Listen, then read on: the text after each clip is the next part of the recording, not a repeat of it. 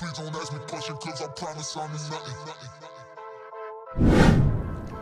Please don't ask me question, cause All right, man, we back with another one, man. This is We Know Nothing podcast, and I'm here with your boy Dre.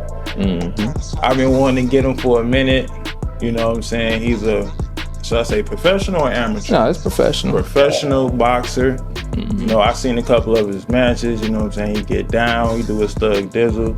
You know, so I'm just like, let me get him on We Know Nothing podcast, man, and pick his brain.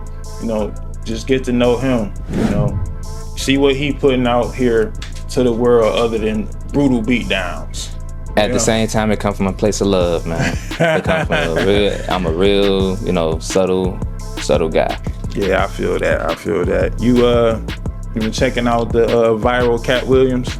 Man, I said he just off the top of the dome, just got the firing off.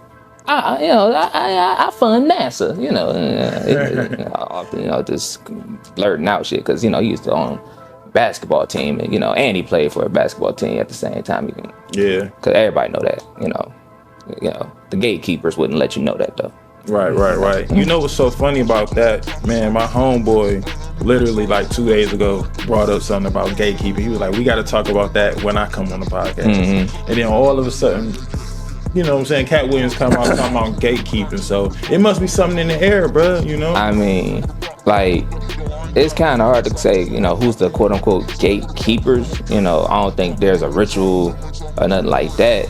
So for example, my team, in boxing, they kind of called me the gatekeeper, at one point in time in sparring, because if you can give me a run for my money, or you can beat me down, then all right, must be, So it's like that means you hold a certain status where the people above you, they trust you, they trust your judgment. It's more like a family, and you maybe like the top dog. So it's just like if he say you good type of thing, you good. Exactly. So 50 Cent talk about that in his book, Hustle Harder, Hustle Smarter, when he talk about giving I think his name is Gilly.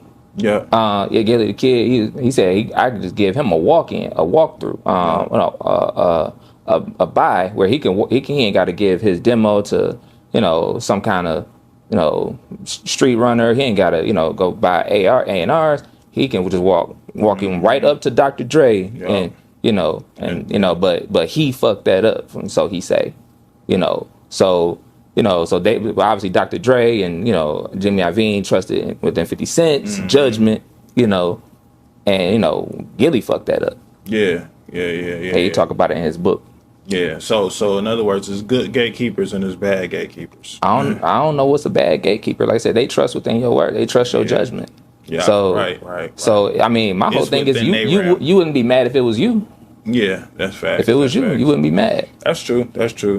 But I think my one of my homies' discrepancy basically was with some gatekeepers, like you get to a certain stature and then you don't necessarily you don't share the information to get, to where you at, type of thing. So I guess that's where some of the grief come in. I mean, but then at the same time, if they did put that out, they wouldn't be the gatekeeper. It'd just be a hope. You know what I'm saying? I mean, how can I put it? You want to have a community of too many chiefs and not enough Indians? Yeah, that's a good analogy. I said somebody got to, hell, and once again, in Will Smith's book, he's talking about his father. One of his father's used to always be, if it's two people in charge, everybody dies. So, it's play your position. Play your position. I like that. Play accordingly. Your position. According to what? I mean, accordingly, I'm saying, like, play your position accordingly. So whatever's in front of you, that's how you play your part. And then, and like whatever you feel is within your rights, your being, your circle. Facts. Play your part. What made you start boxing? What got you into it? Like from the start? Yep. We gonna, ooh boy. So I want to say for the record, I love my father. My father, Andre Murray Sr. I love that man. However, he played a big part on the outside looking in. It may seem negative, but that was just a father just trying to push his son. So I first went to a boxing match, an amateur boxing match, and matter of fact, it was Raymond Harris Jr. Shout out to him. I was about 12 years old. We both went to church together, strictly biblical to be exact. And and then I was at the time I was like 10 or 11. I didn't care about it. It is what I think I was playing my Game Boy or something at the time. That just told my age a little bit. Wow. So fast forward. My father, taught me out of every sport I've ever tried. Basketball. Like instead of giving me constructive criticism, he would just AJ, you can't go to your left. You can't do this, and instead of trying to help me become better, he just down talked me. So and this is what I realized growing up. I mean, not growing up as an adult. When I became a father, as I start reflecting on some of that stuff. Let's see, I played football, for the Southwest Gators. Me too. Okay. Yeah. So and I was 11, 12, and just searching for that father's validation, because I saw my dad was into sports, so naturally, and academically I was horrible. Academically I was horrible from 4th grade all the way to 12th grade. So and by the time, so 12, 13, that's when you become a little rebellious.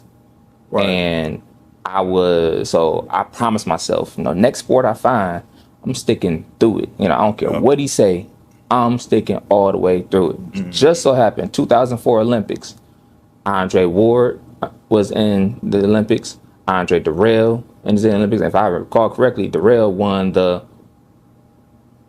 bronze medal. He received the bronze medal. Andre Ward won the gold medal. And, just hearing this Andre this, Andre that. Right. And you got Andre Murray. So, yours truly. So I was like, okay, I think it's fair to say this is my call. Then I saw the Contender, season 2 of the Contender. And that's when I saw K9 being from here. He was on there. Shout out to K9, Cornelius K9 Bundridge. Said I done met more, people, in the boxing world, and I said, make it right in front of me, and seeing these box. And then on top of that, so throughout training, at Crump, and plus, before I even get to that, I grew up in Southwest. So, and I grew up in what I like to call the scrapping era, where you had to have a nice knuckle game. You had, for those who could scrap, got respect. So you didn't want to be the one who couldn't fight, or you just gonna be an easy target. You you lunch meat. So but ironically, I only gotten like one altercation after I got in boxing. To this day.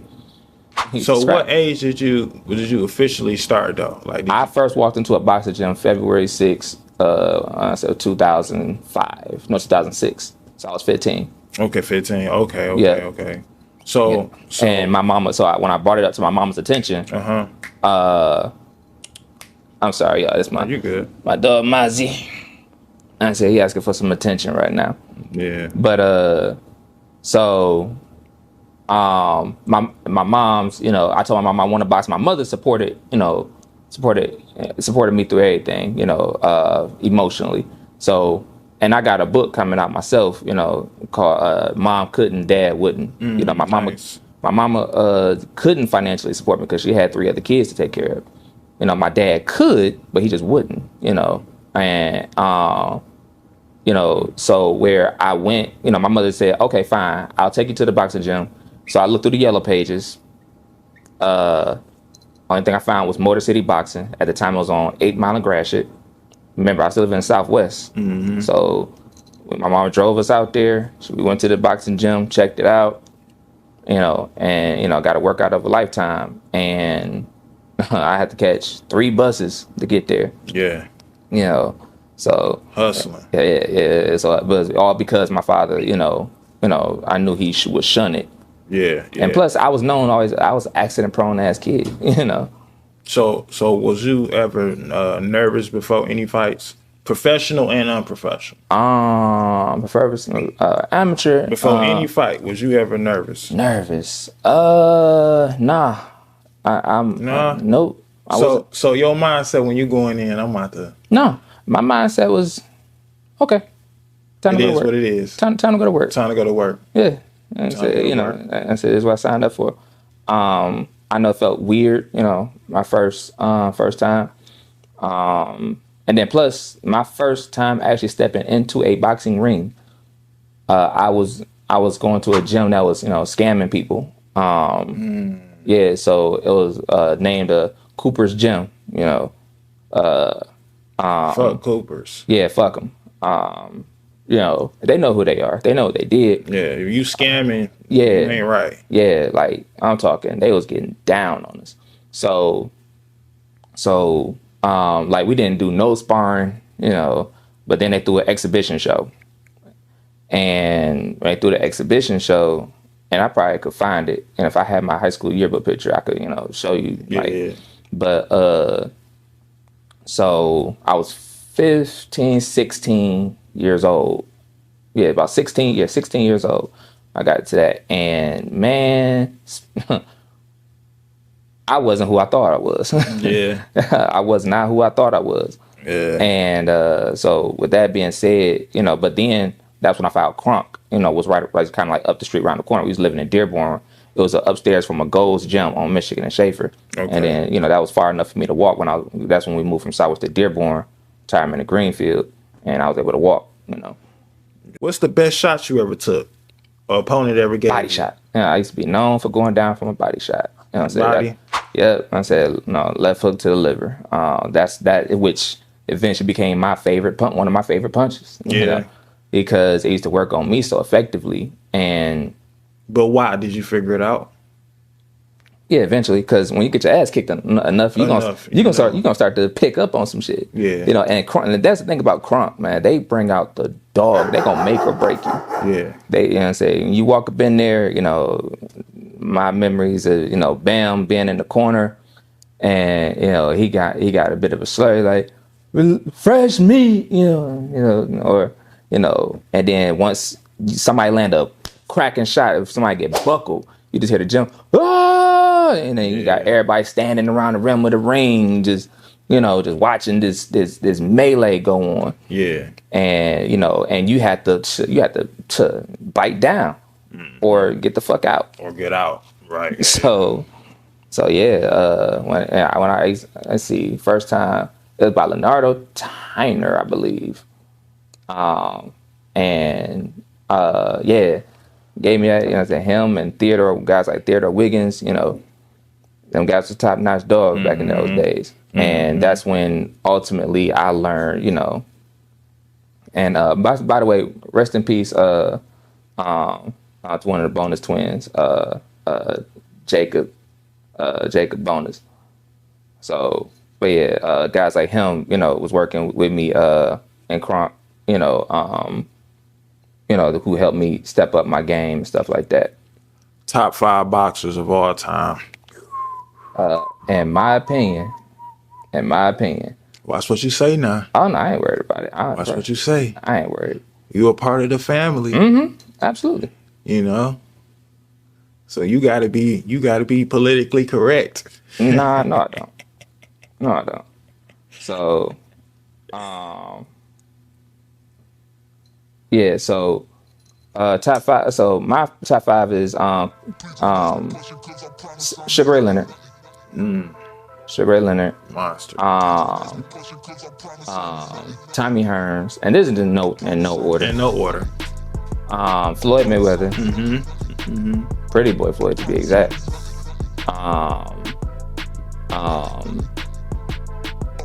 Andre Ward. Take that. And Canelo Alvarez. Canelo? Yes, absolutely. Canelo bad. Canelo? Absolutely. In your top 5 of all time. Mm-hmm. Okay? Mm-hmm.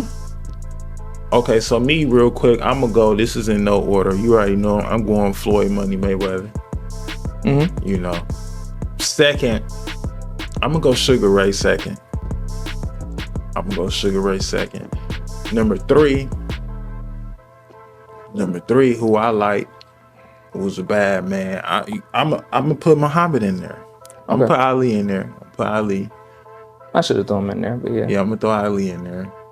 You know, and okay, and my last two, I'm gonna do Tyson and Earl Spence. Damn. But we just gonna jump into some rapid questions real quick. You just answer first thing that come to mind. That's cool. Yeah. All right, for sure. Hot or cold? Depends on what it is. Hot or cold, whatever. Lukewarm. Whatever, lukewarm. Okay. Tacos or burgers? Burgers. Ass or titties? Good one, huh? Well, nowadays you kind of can't trust either one. So I mean, okay, on a genetically born woman, ass. Okay. Or have extreme knockout power in one hand, or have exceptional speed in both hands. Exceptional speed in both hands. You know, if you only got exceptional power in one hand, then you're a one-trick pony. But no knockout power. You just got the speed. That's what wins fights. Because you can win by decision. Mm-hmm. Gotcha. Okay. If you could meet anyone, dead or alive, who would it be? Malcolm X. Malcolm X. Why? Real quick.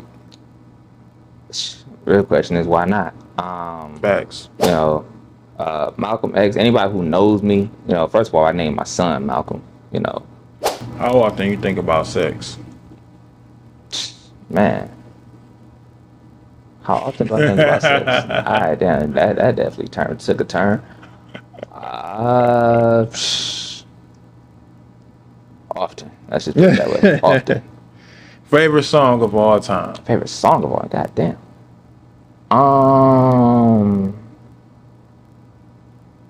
Favorite song of all time. You can only listen to one song.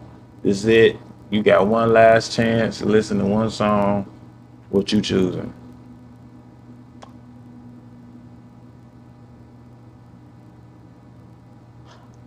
Or the artist. No. Okay. Okay. If you want to go artist, it'd be R. Kelly. Okay. I give you artists because that give you kind of a wide range. Yeah, exactly. Yeah. So yeah, R. Kelly. Yeah. Okay. Favorite shoe of all time? Favorite shoe of all time? Mm-hmm. Air Force Ones. Can't go wrong with it. Which one? White or black? All white. All of them? All white. Okay, all white. Okay. Can't go wrong with it. Can't go wrong with the all white. Never. There's a reason they never changed their design since 1982. And it's, you know, so. How would you, Andre Murray Jr., change the world if you could? Everybody got to be held accountable for their actions. Accountability must be enforced throughout, it's universal.